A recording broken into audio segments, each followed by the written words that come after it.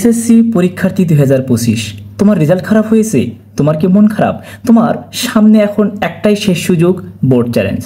আমি অবশ্যই বলবো তুমি তোমার শেষ সুযোগটাকে কাজে লাগাও। তুমি অবশ্যই বোর্ড চ্যালেঞ্জ করো। যদি তোমার অল্পর জন্য A+ মিস হয়, অল্পের জন্য ফেল হয়ে যায়, বা অল্পের জন্য তোমার গোল্ডেন মিস হয়ে যায়, তাহলে অবশ্যই তোমাকে বোর্ড চ্যালেঞ্জ করা উচিত। তো বোর্ড চ্যালেঞ্জ করার জন্য তুমি আসলে এই ভিডিওটি দেখলে সম্পূর্ণ বুঝে যাবা, অথবা তুমি চাইলে আমার মাধ্যমে বোর্ড চ্যালেঞ্জ করে নিতে পারো। আমার মাধ্যমে বোর্ড চ্যালেঞ্জ করে নিতে কিংবা বোর্ড চ্যালেঞ্জ সংক্রান্ত তোমাদের কোনো প্রশ্ন থাকলে অবশ্যই আমাকে এই নম্বরে হোয়াটসঅ্যাপ করতে পারো, মানে হোয়াটসঅ্যাপে মেসেজ করবো। তো প্রিয় শিক্ষার্থী বন্ধুরা, আমরা বোর্ড চ্যালেঞ্জ সংক্রান্ত তোমাদের প্রথমে যে প্রশ্ন থাকতে পারে মনে, সব প্রশ্নের উত্তর দিচ্ছি। দেখো, বোর্ড চ্যালেঞ্জ কেন করবে? যদি তোমার রেজাল্ট খারাপ হয়, আমি আগেই বলে দিলাম, হয়তো এক সাবজেক্টে অল্পের জন্য রেজাল্ট খারাপ হয়েছে, বা এক সাবজেক্টের জন্য A+ মিস হয়েছে, বা এক সাবজেক্টের জন্য রেজাল্ট ফেল এসেছে, তোমার সামনে এটাই শেষ সুযোগ, অবশ্যই কাজে লাগাও। খুব বেশি টাকা লাগে না বোর্ড চ্যালেঞ্জে, মাত্র এক সাবজেক্টের জন্য 150 টাকা করে।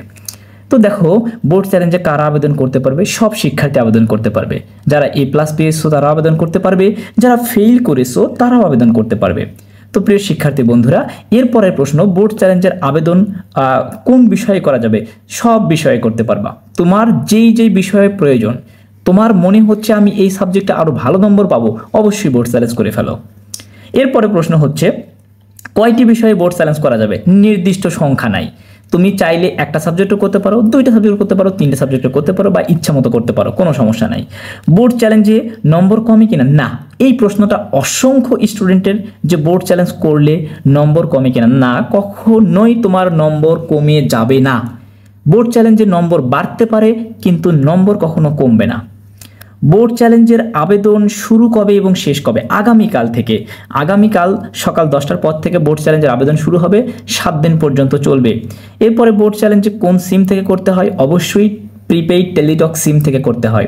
তোমার কাছে যদি টেলিটক সিম থাকে তাহলে তুমি নিজেই করতে পারবে, অথবা আমি প্রথমেই বলে দিয়েছি, তোমার যদি মনে হয় তুমি করতে পারবে না, তাহলে তুমি আমার মাধ্যমেও করে নিতে পারো, অথবা তুমি চাইলে তোমার নিকটস্থ কোনো কম্পিউটারের দোকানে গিয়েও করতে পারো। তো প্রিয় শিক্ষার্থী বন্ধুরা, অবশ্যই আমি বলবো বোর্ড চ্যালেঞ্জটা করে ফেলো। তো দেখো, এরপরের প্রশ্ন হচ্ছে, বোর্ড চ্যালেঞ্জের আবেদন করতে কত টাকা লাগবে? হ্যাঁ, এটি গত বছরের তথ্য অনুযায়ী 150 টাকা। গত বছর একটা করে পত্রের জন্য, মানে একটা করে সাবজেক্টের জন্য 150 টাকা করে লেগেছে। আশা করছি এবছরেও 150 টাকায় থাকতে পারে, তবে হয়তো একটু কম বেশিও হতে পারে, সেটা আগামীকাল 10টার পরে বোঝা যাবে। তো অবশ্যই টাকা পার সাবজেক্টে ধরে নাও 150 টাকা করে। এরপরে বোর্ড চ্যালেঞ্জের আবেদন করতে কি কি লাগবে? বোর্ড চ্যালেঞ্জের আবেদন করতে তোমার আসলে খুব বেশি কিছু প্রয়োজন নাই। তোমার রোল নম্বর লাগবে, তোমার যেই সাবজেক্টে আবেদন করবে সেই সাবজেক্টের সাবজেক্ট কোড। এখানে একটা কথা বলে রাখি, তুমি যদি বাংলা আবেদন করতে চাও তাহলে বাংলা প্রথম পত্র, দ্বিতীয় পত্র দুটোই আবেদন করতে হবে। তুমি যদি ইংরেজি আবেদন করতে চাও তাহলে ইংরেজি প্রথম পত্র, দ্বিতীয় পত্র দুটোই আবেদন করতে হবে। তাহলে বোর্ড চ্যালেঞ্জে আবেদন করতে রোল নম্বর লাগবে, তোমার বোর্ডের নাম লাগবে, তারপরে হচ্ছে তোমার যেই সাবজেক্টগুলোতে আবেদন করবে সেই সাবজেক্টের সাবজেক্ট কোড লাগবে, তারপরে তোমার হচ্ছে একটা সক্রিয় আছে এমন একটি মোবাইল নম্বর লাগবে, যেই মোবাইল নম্বরে তুমি মেসেজ পেতে চাও। কারণ বোর্ড চ্যালেঞ্জ হয়ে গেলে একটা কনফার্মেশন মেসেজ তুমি পেয়ে যাবা, তুমি অবশ্যই বুঝতে পারবা যে বোর্ড চ্যালেঞ্জ চূড়ান্তভাবে হয়েছে কি না হয়েছে। তো প্রিয় শিক্ষার্থী বন্ধুরা, তোমাদের এর পরের প্রশ্ন হতে পারে যে চ্যালেঞ্জের ফলাফল কত তারিখে দিবে? চ্যালেঞ্জের ফলাফল দিবে সাধারণত 1 মাসের মধ্যে, অর্থাৎ বোর্ড চ্যালেঞ্জের শেষ দিন থেকে, যেদিন বোর্ড চ্যালেঞ্জের শেষ দিন তারপর থেকে 1 মাসের মধ্যে বোর্ড চ্যালেঞ্জের ফলাফল দিয়ে থাকে। বোর্ড চ্যালেঞ্জের ফলাফল কলেজ ভর্তিতে কোনো সমস্যা হবে কি? না, কোনো সমস্যা হবে না। এখন যদি তোমার রেজাল্ট পাস থাকে তাহলে তুমি তোমার এই রেজাল্ট দিয়ে কলেজে ভর্তি হতে পারো এবং ভর্তির জন্য আবেদন করতে পারো। আর যারা রেজাল্ট ফেইল আসছে তারা যদি বোর্ড চ্যালেঞ্জ করে পাস করো, এই যে দেখো আমি পরবর্তী লিখছি যে বোর্ড চ্যালেঞ্জ করে রেজাল্ট ফেইল থেকে পাস আসলে কলেজে ভর্তি হতে পারবো কি? হ্যাঁ, অবশ্যই কলেজে ভর্তি হতে পারবে।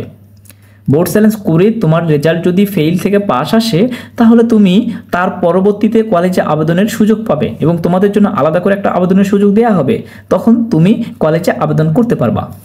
এরপরে দেখো, আমি লিখে রেখেছি যে আমার মাধ্যমে বোর্ড চ্যালেঞ্জ করে নিতে কিংবা বোর্ড চ্যালেঞ্জ সংক্রান্ত যে কোনো প্রশ্ন থাকলে তোমরা অবশ্যই আমাকে হোয়াটসঅ্যাপে মেসেজ করতে পারো। এবার দেখিয়ে দিব যে তোমরা কিভাবে বোর্ড চ্যালেঞ্জ করবা। তোমার কাছে যদি একটা টেলিটক প্রিপেইড সিম থাকে তাহলে তুমি নিজেই ঘরে বসেই তোমার ফোন থেকে বোর্ড চ্যালেঞ্জ করতে পারবা। এর জন্য কিভাবে আবেদন করতে হবে দেখো, এর জন্য মেসেজ অপশনে গিয়ে, মানে তোমার টেলিটক ফোনের সিমের মেসেজ অপশনে গিয়ে মেসেজ করতে হবে। মেসেজে টাইপ করবা হচ্ছে RSC, অবশ্যই ক্যাপিটাল লেটারে লিখতে হবে। RSC স্পেস দিয়ে লিখবা first 3 letter of education board, তোমার বোর্ডের প্রথম 3টা লেটার, অর্থাৎ তুমি যেই বোর্ডে পরীক্ষা দিয়েছো সেই বোর্ডের প্রথম 3টা লেটার। তুমি যদি ঢাকা বোর্ডের হো DHA, তারপরে তোমার হচ্ছে রাজশাহী বোর্ডের হলে RAJ, এরকম করে ফার্স্ট 3টা লেটার। এরপর স্পেস দিয়ে ক্যান্ডিডেট রোল নম্বর, অর্থাৎ তোমার রোল নম্বরটা স্পেস দিয়ে লিখিয়ে তারপরে সাবজেক্ট কোড, তোমার যেই সাবজেক্ট কোডগুলোতে তুমি আবেদন করতে চাচ্ছ, এখানে কিন্তু সাবজেক্টের নাম লেখার সুযোগ নাই, সাবজেক্ট কোড লিখতে হবে। দেখো আমি এখানে একটা মেসেজের অপশন দিয়ে রেখেছি, যে এক্সাম্পল হিসেবে দিয়েছে RSC স্পেস ঢাকা বোর্ডের জন্য আমি ধরে নিয়েছি, আর রোল নম্বর দিয়েছি 1 2 3 4 5 6, তোমার রোল নম্বর তুমি বসে দিবে। এরপর সাবজেক্ট কোড যেমন 101, কমা দিয়ে 102, কমা দিয়ে 107, এরকম। যদি একাধিক সাবজেক্ট করতে চাও তাহলে এরকম কমা দিয়ে দিয়ে লিখতে হবে, এবং এই মেসেজটা সেন্ড করতে হবে 16222-তে। এটা সেন্ড করার পরে তোমাদের কাছে একটা পরবর্তী মেসেজ চলে আসবে, সেই মেসেজে একটা পিন নম্বর থাকবে। সেই পিন নম্বর ব্যবহার করে তোমাকে আরেকটি মেসেজ করতে হবে, এবং দ্বিতীয় মেসেজ করার সময় তোমার ফোন থেকে তারা টাকা কেটে নেবে, একটা করে সাবজেক্টের জন্য 150 টাকা করে কেটে নেবে।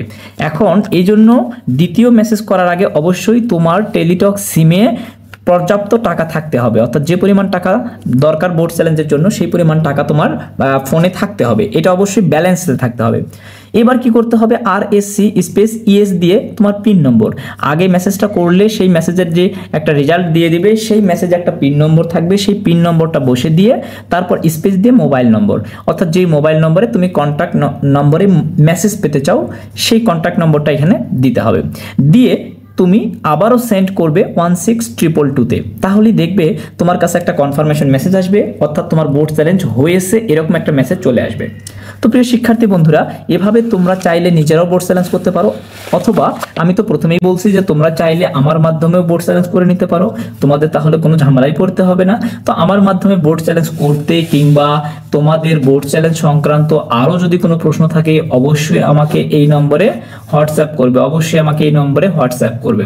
তো প্রিয় শিক্ষার্থী বন্ধুরা, তোমরা অবশ্যই সেই সুযোগটাকে কাজে লাগাও। আমার বিশ্বাস অসংখ্য স্টুডেন্টের রেজাল্ট পরিবর্তন হবে, কারণ এইবার অসংখ্য স্টুডেন্ট রেজাল্ট ফেল করেছে, রেজাল্ট খারাপ করেছে, বিশেষ করে গণিত সাবজেক্টটাতে। তাই অবশ্যই সেই সুযোগটাকে কাজে লাগাও, আমি বলবো অবশ্যই কাজে লাগাও। এবং তোমাদের যে কোনো প্রশ্ন তোমরা অবশ্যই আমাকে হোয়াটসঅ্যাপে করতে পারো। হোয়াটসঅ্যাপে করার জন্য এই নম্বরে সরাসরি ফোন না দিয়ে অবশ্যই হোয়াটসঅ্যাপে মেসেজ করে রাখবে, তাহলে আমি অবশ্যই চেষ্টা করব যত তাড়াতাড়ি সম্ভব, যতটা দ্রুত সম্ভব তোমার মেসেজের রিপ্লাই দেওয়ার জন্য। তো প্রিয় শিক্ষার্থী বন্ধুরা, অবশ্যই সেই সুযোগটাকে কাজে লাগাও। ধন্যবাদ।